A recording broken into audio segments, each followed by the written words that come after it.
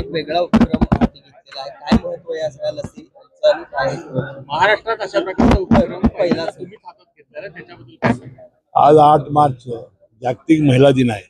त्या जागतिक महिला दिनाच्या निमित्ताने मी मनपूर्वक सगळ्या महिलांना माझ्या शुभेच्छा देतो.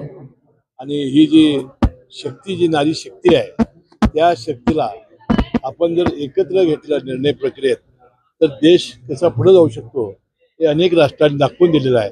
आपल्याही देशामध्ये आता महिलांना निर्णय प्रक्रियेमध्ये घेण्याची प्रक्रिया सुरू झालेली आहे.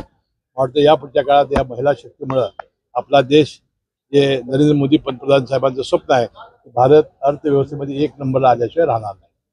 आज या निमित्ताने औचित्य साधून आम्ही कोल्हापूर जिल्ह्यातील सर्व वयोगट 9 ते 26 म्हणजे लग्न होईतोपर्यंतच्या मुलींना जर सर्वायरल कॅन्सर HPV लस दिली तर गर्भाशयाचा कॅन्सर होत नाही, हे जागतिक आरोग्य संघटनेनं सिद्ध केलेलं आहे. की एकच लस डोस जर दिला तर महिलांच्यामध्ये ही प्रतिकार शक्ती येते आणि त्यांना गर्भाशयाचा कॅन्सर होत नाही. विशेषतः गर्भाशयाच्या कॅन्सरमुळं 8 मिनिटाला 1 महिला या जगातली मृत्यू पावते असं WHO सांगितलेलं आहे. आता दुसरा जो ब्रेस्टचा कॅन्सर आहे, स्तनाचा, त्याबद्दल लस ही अंतिम टप्प्यात आहे. आपल्या देशाचे आरोग्यमंत्र्यांनी परवा जाहीर केलेलं आहे. ते जर झालं तर मला वाटते स्त्रियांना होणारे 90% कॅन्सरचं प्रमाण हे स्तनाचे आणि गर्भाशय पिशवीचं होतोय, ते पूर्णपणानं हे होईल.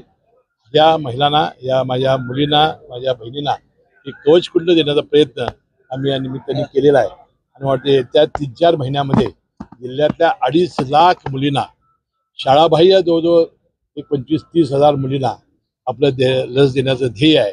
वाटते यामध्ये सर्व अधिकारी, सर्व डॉक्टर्स यांनी भाग घेतलेला आहे. दानशूर व्यक्ती, ज्यांचा CSR जे आहे ते दानशूर व्यक्ती, या सगळ्यांनी सहकार्य करावं.